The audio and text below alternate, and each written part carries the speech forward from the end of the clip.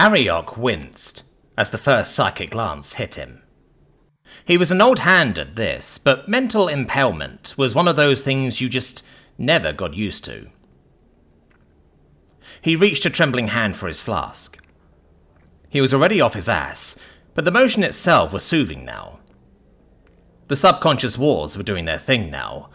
They'd either work, just like they always had, or they'd fail.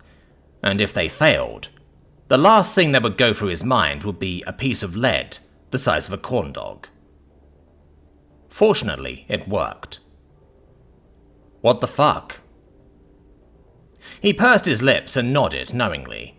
It was a weird situation for both of them, but it was about to get a hell of a lot weirder. Howdy. How are you?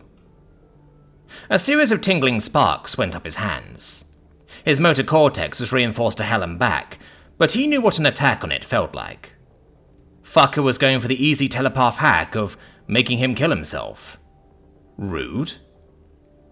He mentally swatted at the source of the tingle. He wasn't a telepath, but as long as things were happening inside his own head, he had a decent amount of control. The intruder had a few moments of stunned silence. Ariok used it to ask a new question. There's this weird human myth that if we used 100% of our brains, we'd be geniuses. Gods. The thing is, I can use 100% of my brain, and I can tell you it's pretty shit. You know what they call people like me? He took another sip from his flask. Grain alcohol. If they were going to make him drink this swill, couldn't they at least spring for something with flavour? He didn't even like booze. Just made the next part way easier. What? Came the wary reply. Epileptic.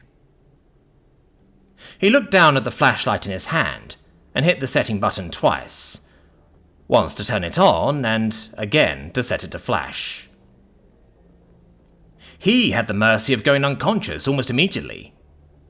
The invader of his mind had no such fortune. White spittle formed on hard lips, as sympathetic pulses traced through its synapses, as its brain experienced a problem it had never evolved to handle. The paramedics were already sprinting for him.